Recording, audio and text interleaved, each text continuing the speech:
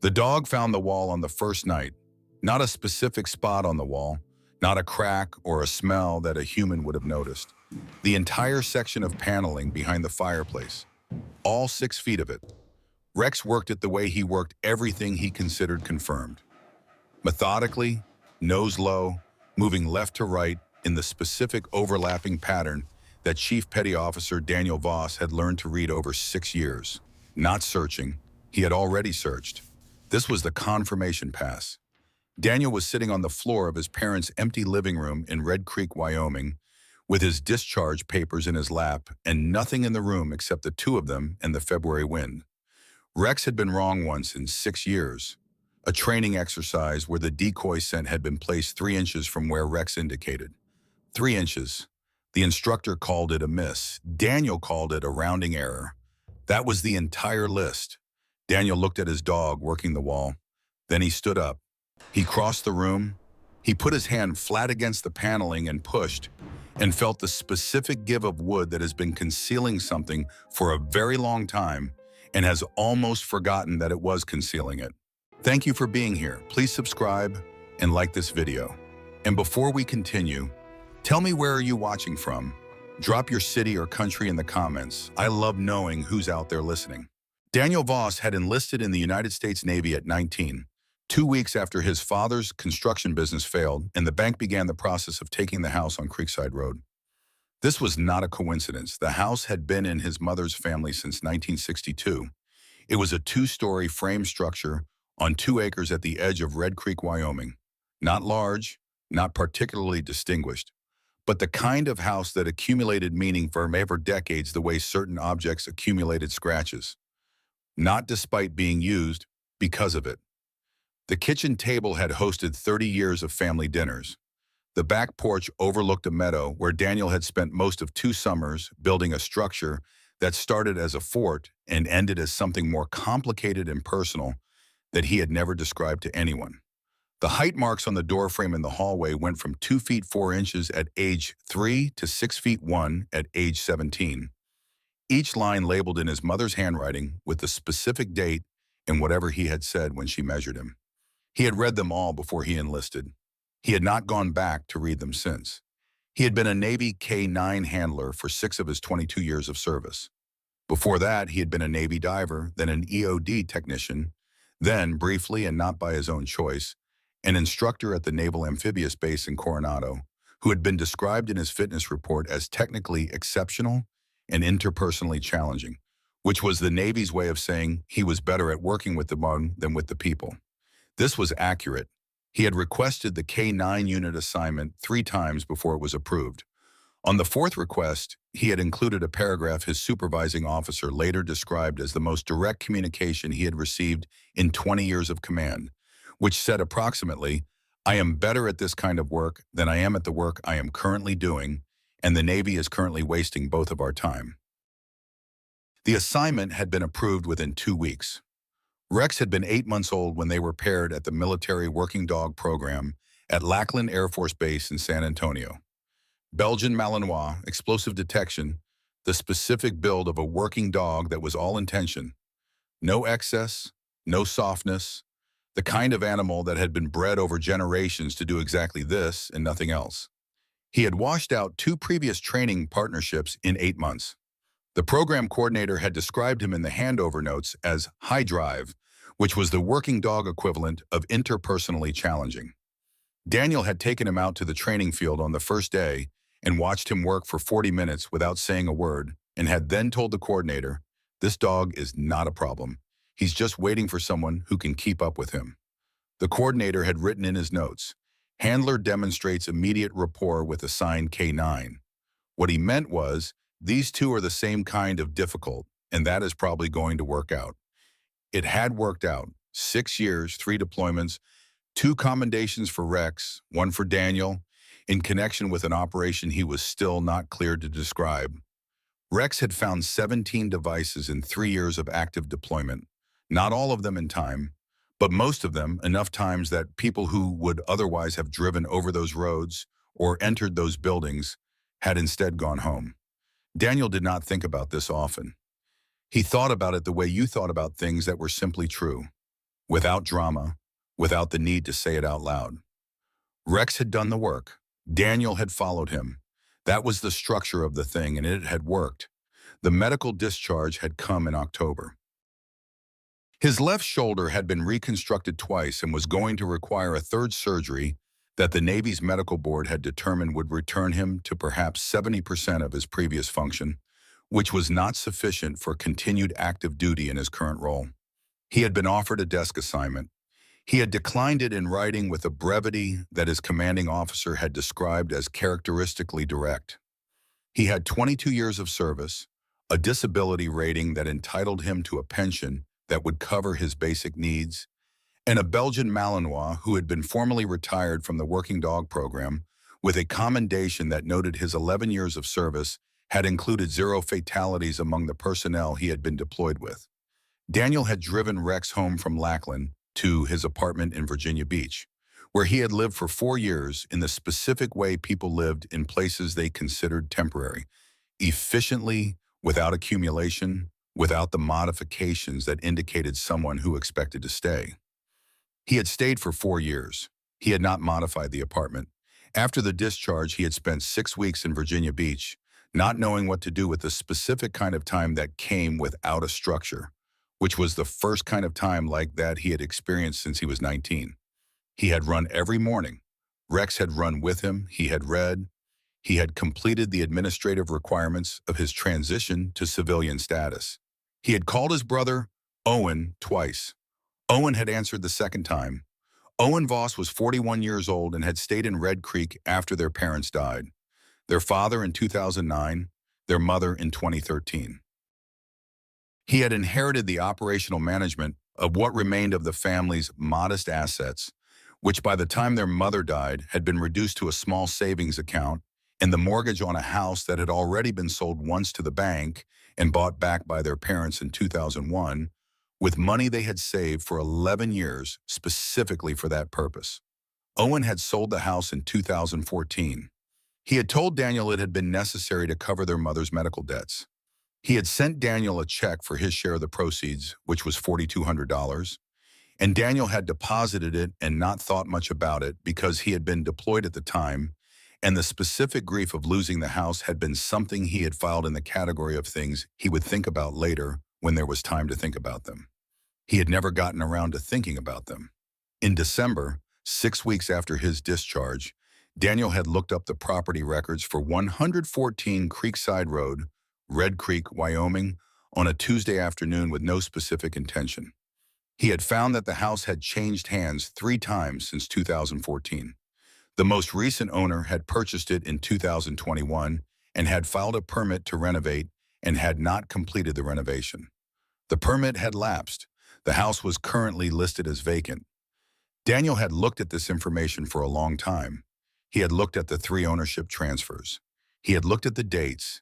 He had looked at the sale price in 2014 and the assessed value of the property in 2013 and the estate records that were publicly available through the county clerk's office. And he had done the arithmetic that the arithmetic required. He had then looked at the result of that arithmetic for a while longer. He had not called Owen. He had opened a new browser tab and looked at flights to Casper, Wyoming, then closed it and looked at the driving distance from Virginia Beach to Red Creek, which was 21 hours. Then he had looked at his truck.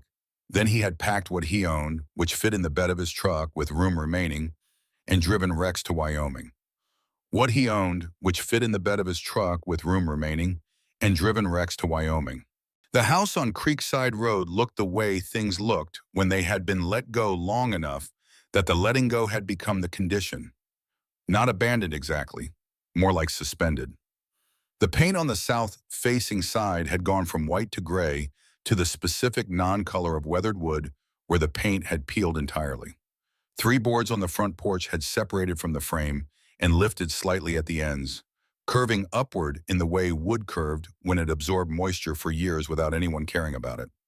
The kitchen window had a crack that had been repaired with tape at some point and then not repaired further. The back fence, the one Daniel had built with his father one summer weekend in 1998, using cedar posts and 2x4s in a level his father kept checking and rechecking because he wanted it right. That fence was down in two sections on the east side, the posts rotted at the bases. Daniel had driven past the house twice before parking. The second pass was not because he did not recognize it. It was because recognition and arrival were different things, and he needed the space between them. Rex had been looking out the passenger window since they turned onto Creekside Road. Not the general alertness he maintained in moving vehicles. The specific forward ear, elevated nose attention that he brought to environments that contained something he was processing. Daniel had parked and let him out, and Rex had gone directly to the front porch without instruction and stood there with his nose working the air in the slow, methodical pattern. Not excited. Working. Daniel had stood by the truck for a minute watching him. Then he had walked to the porch and found the lockbox that the real estate listing had indicated would contain a key for the showing he had scheduled that morning. The interior smelled of old wood and cold air, and the particular dry stillness of a space that had not been heated in months. The living room was empty except for a built-in bookshelf along one wall that had been too heavy or too inconvenient to remove, and the fireplace that had been the architectural center of the room since the house was built in 1962. The kitchen still had the specific configuration he remembered. Window above the sink facing east, so the morning light came in while you did the dishes, which his mother had considered important enough to mention when they were deciding where things went.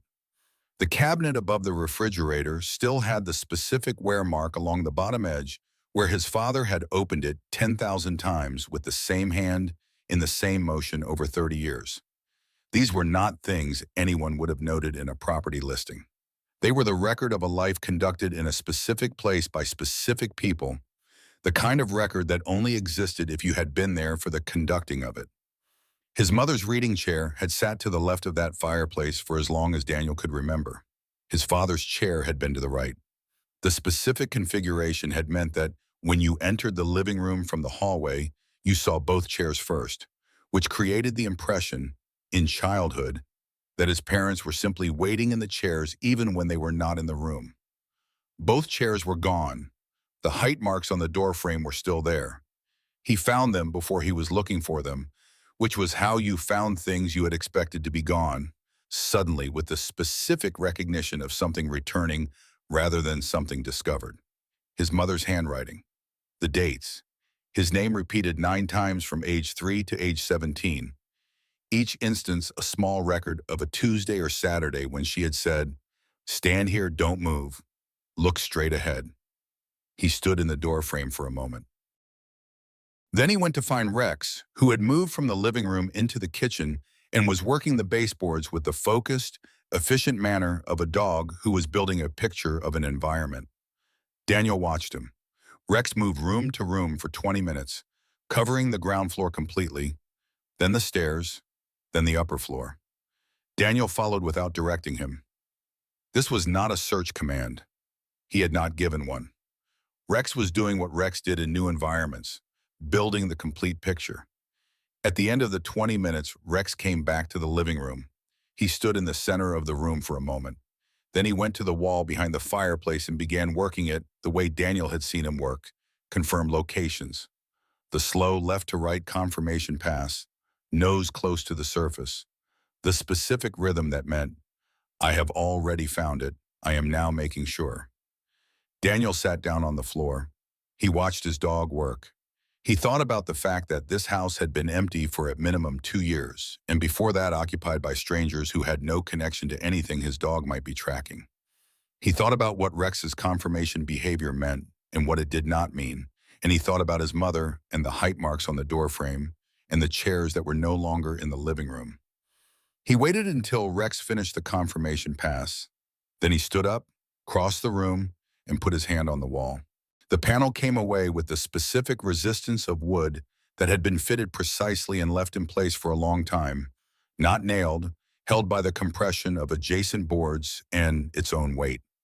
Daniel worked the edges carefully with his multi-tool, and the panel pivoted outward from the bottom, hinging on the top edge, and behind it was a space approximately 8 inches deep and 14 inches wide that ran between 2 studs. The space contained 3 things. The first was a metal tin, the kind that had once held cookies or candy, sealed with tape that had dried and cracked but still held. The second was a rolled piece of paper secured with a rubber band that had long since lost its elasticity and lay in brittle pieces around the roll. The third was a small wooden object that Daniel recognized before he touched it, a carved figure, approximately 4 inches tall, a down, rough-hewn but specific, the kind of carving that came from someone who was working from observation rather than imagination. His father had carved it the winter Daniel was 8 years old. He had sat at the kitchen table for 3 evenings with a block of basswood and a set of carving knives, and the result had been this. Not beautiful exactly, but accurate. The dog in the carving had the specific ear-forward posture of a working dog.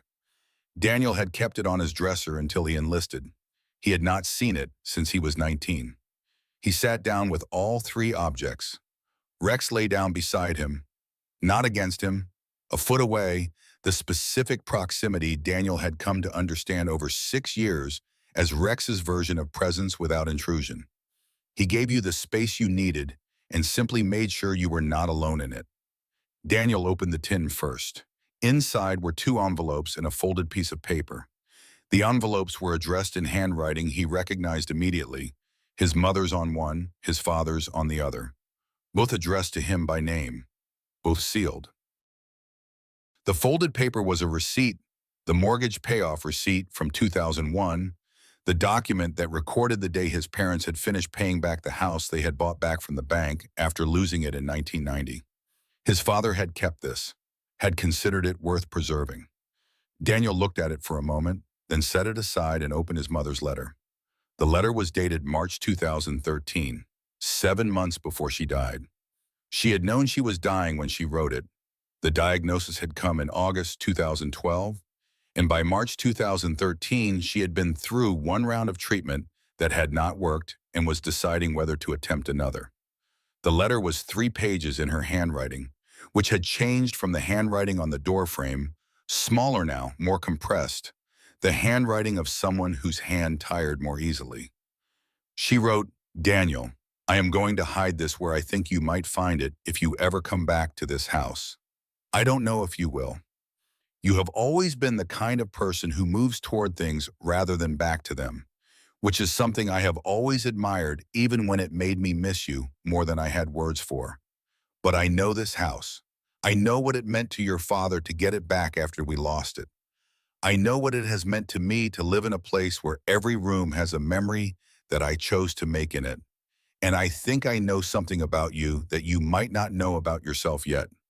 You will want, at some point, to come back to a place that has kept a record of who you were before the world got hold of you. So I am leaving this here, and I am going to tell you the things I would tell you if I could tell you in person, which I may not be able to do. I am proud of you. Not of the Navy, not of the deployments or the medals or the service record, though I am proud of all of those things too. I am proud of the person you were before any of that. The boy who built the fort in the backfield and never told me what it was for, but worked on it every morning for 2 summers with the specific seriousness of someone doing something that mattered. The boy who cried for 3 days when the neighbor's dog died and then told me he wasn't crying. He just had something in his eye repeatedly for 3 days. The boy who read every book on the shelf in this room by the time he was 15 and then started reading them again because he said the second reading was different from the first, and he was right about that. I want you to know the house is yours. Legally, it will not be yours by the time you read this. I have made arrangements that I believe are correct, but which I want you to understand the reasoning behind, and your brother Owen will explain them to you. But in every sense that matters, this house was built by people who loved you, and it holds the record of you, and it will be yours whenever you are ready to come back to it. I love you.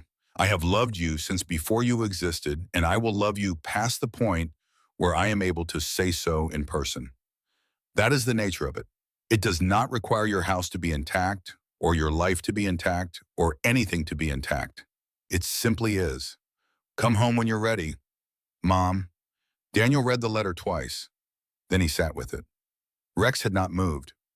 Outside, the Wyoming night had come in, and the temperature in the unheated house had dropped to the point where Daniel's breath was faintly visible. He did not notice this. He opened his father's letter. His father had written 1 page. His handwriting had always been large and angular, the handwriting of a man who gripped the pen firmly and moved it fast, which had made his written words look more forceful than he had been in person.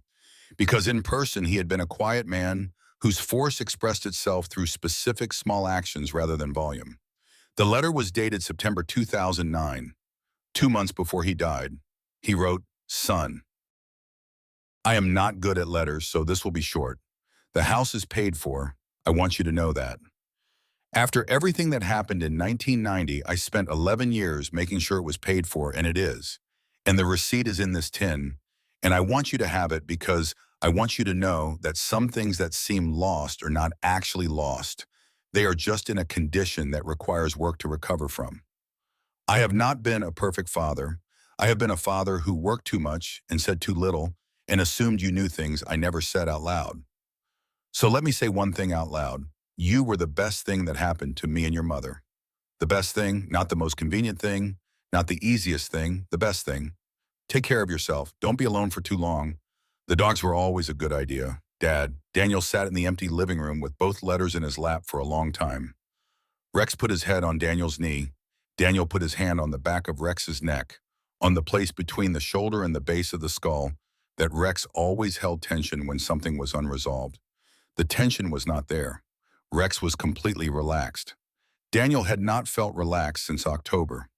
He sat with the letters and his dog on the floor of his parents' empty house while the Wyoming winter worked at the windows and thought about his brother Owen and the $4,200 check and the house that had been sold without him in 2014. He thought about these things for a long time.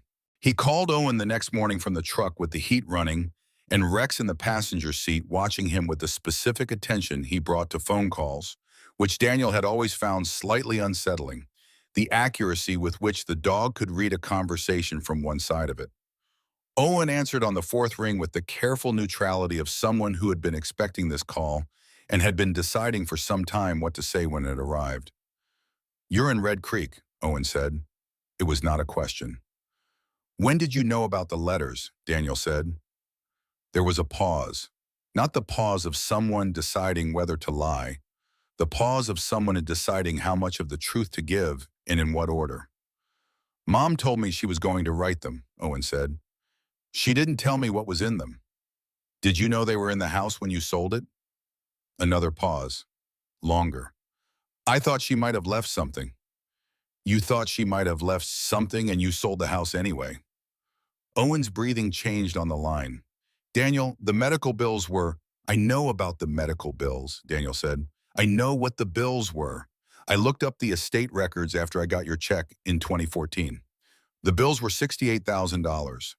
The house sold for $214,000. After the mortgage payoff, there was $140,000 clear." Silence on the line. Rex looked at Daniel. Daniel kept his voice level in the way he kept his voice level in situations where what he actually felt was not the relevant information. "You took $133,000, Daniel said. "You sent me $4,200. Owen said, "I had debts." "I know you had debts.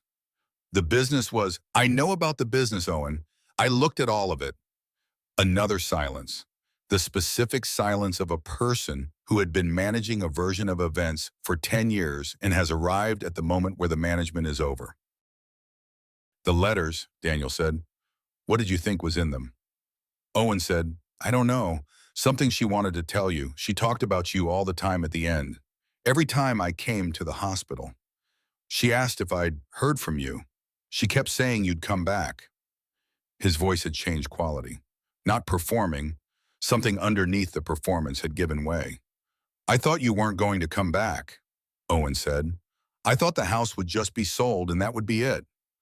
I thought whatever she left was going to stay in there and nobody would find it. I told myself that was fine, that it was better." Daniel sat with this. He looked through the truck windshield at the house on Creekside Road. The February light was coming across the field behind it, flat and cold, making the weathered boards of the south wall look almost silver. "It's not fine," Daniel said. "I know." A pause. "I know it's not fine." Daniel had purchased the house 3 hours after finding the letters, calling the listing agent from the driveway on a Tuesday night.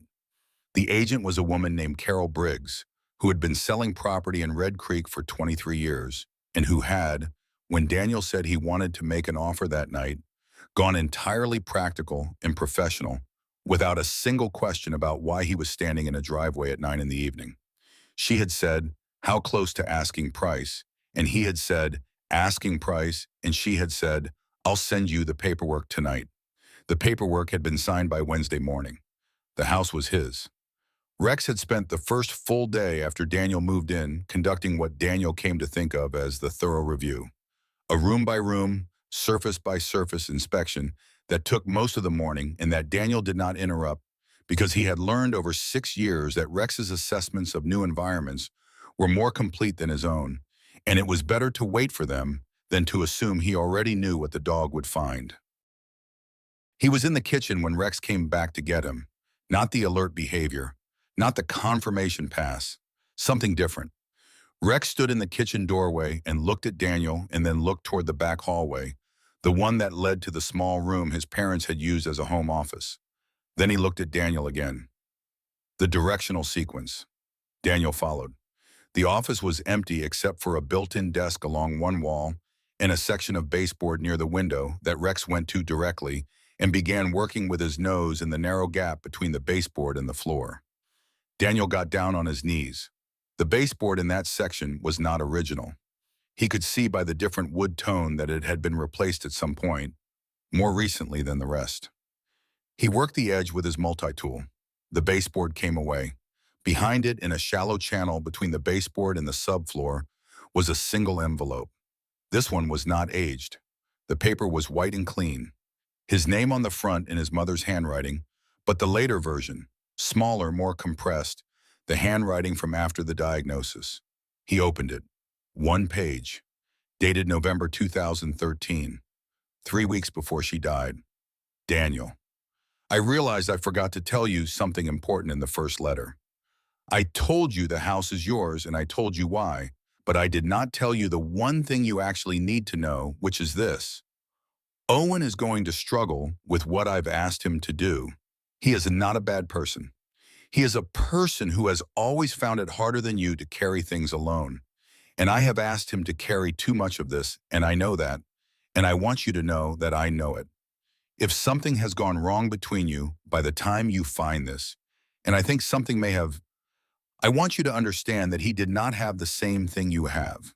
He did not have the dog. He did not have the work that gave the hard things somewhere to go. He has been in this town his whole life, carrying the weight of the family in the only way he knew how, which was imperfectly. I am not asking you to excuse what he's done. I am asking you to understand it. The way you understood things when you were 8 years old and the neighbor's dog died and you didn't tell me you were crying because you thought it would worry me, and I let you think that worked because I understood that you needed the privacy of it. You have always known how to hold hard things carefully. This is one more. I love you both. Mom. Daniel sat on the floor of the office with the letter in his hands. Rex lay down across his feet. The February light was thin through the office window. Outside, the field behind the house was flat and white and went all the way to the tree line where the forest began, and the tree line had been there since before the house was built and would be there after whatever happened next. Daniel read the letter twice. Then he folded it carefully along its original creases. He sat for a long time. Then he took out his phone and called Owen back. Owen answered on the second ring this time. There's a third letter, Daniel said. She wrote it 3 weeks before she died. Silence on the line. Then Owen said, very quietly, what does it say? Come to Red Creek, Daniel said. I'll show you. Owen arrived on a Friday. He drove a gray sedan with 200,000 miles on it that made a specific rattling sound on the gravel of Creekside Road that Daniel heard from inside the house and recognized as the sound of his brother's car because his brother had driven cars that made that sound their entire adult lives. Not from negligence, from the specific financial pressure of a person who had kept too many things running on too little margin for too long. Daniel was on the porch when the car stopped. Rex was beside him. Owen got out slowly. He was 41 years old, but he had aged in the way that people aged when they had been carrying something heavy for a long time. Not dramatically, just in the specific tiredness around the eyes and the way he moved, with the careful economy of someone whose body had learned to budget itself. He looked at the house. He looked at Daniel. He looked at Rex, who was looking back at him with the neutral, thorough assessment he gave to everyone new. "He's not going to bite me, is he?" Owen said. "Not unless I tell him to," Daniel said. "That's reassuring." Owen came up the porch steps. Rex's assessment took approximately 40 seconds. At the end of it, Rex stepped forward and put his nose briefly against Owen's hand, and then stepped back and sat down, which was his version of cleared. Owen looked at the dog. "Does he do that with everyone?" "He does that with people he's decided aren't a threat," Daniel said. "He's only been wrong once." "What happened that time?" "Cheese," Daniel said. Owen looked at him. "It's a long story." They went inside. Daniel had made coffee. He had also made repairs over the past 3 weeks that had changed the house in specific ways. The porch boards were solid now, the south-facing window sealed, the fireplace cleaned and operational, a fire going because February in Wyoming required it. The height marks were still on the doorframe. Owen stood in front of them for a long moment and did not speak. Daniel gave him the letters in the order they had been found. Owen read them sitting at the kitchen table with his coffee cooling in front of him and Rex lying under the table, which was where Rex went when he had decided the relevant activity in a room was going to be sedentary and he might as well be comfortable. Owen read each letter twice. When he finished the third one, he put it down on the table and sat with his hands flat on either side of it and did not say anything for a while. Then he said, "She knew." "Yes. She wrote this 3 weeks before she died, and she already knew what I was going to do." Daniel didn't say anything. "I told myself you weren't coming back," Owen said. "I needed to believe that to do what I did. I needed the version where you were gone, and the house was just a house, and the money was just money."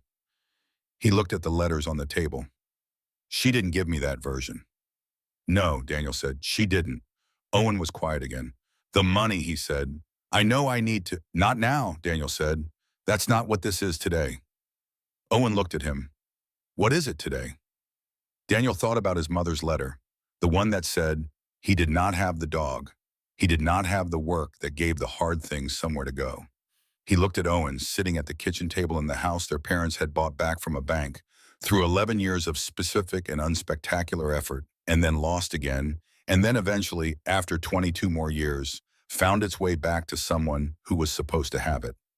"Today is the day you see what she left," Daniel said. "The rest we'll figure out." Owen nodded. He looked at the third letter again for a moment. Then he folded it carefully along its creases the way Daniel had folded it and set it with the others. Rex came out from under the table and went to Owen and put his head on Owen's knee and stayed there. Owen looked at the dog. His expression did something that Daniel had not seen his brother's expression do in a very long time. It simplified. The management dropped away, and what was underneath it was just a person who had been carrying something alone for 10 years and had arrived at a room with a fire in the fireplace and the letters his mother had written, and a dog who had decided he was not a threat. "He does that with people he's decided need it," Daniel said. Owen put his hand on the dog's head. Rex's tail moved once, slowly. The fire went on in the fireplace.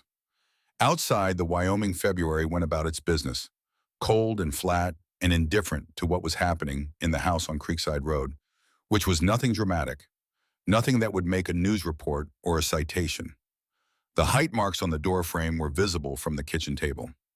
Daniel had looked at them enough times in the past 3 weeks to have stopped actively seeing them, the way you stopped actively seeing things that had become part of the environment. Owen was looking at them now with the specific quality of attention that people brought to things they had not seen in a long time and had believed they would not see again. Daniel let him look. Rex's tail moved once more under Owen's hand and then was still, the specific stillness of a bow that has decided the work in a room is complete and is simply being present in it. Just two brothers and a dog in a house that had been waiting for all three of them for different amounts of time, with 3 letters on the kitchen table from a woman who had understood, before any of them did, that the house was not the point. The letters were not the point. The point was what happened after you read them. That was the whole of it. That was exactly enough.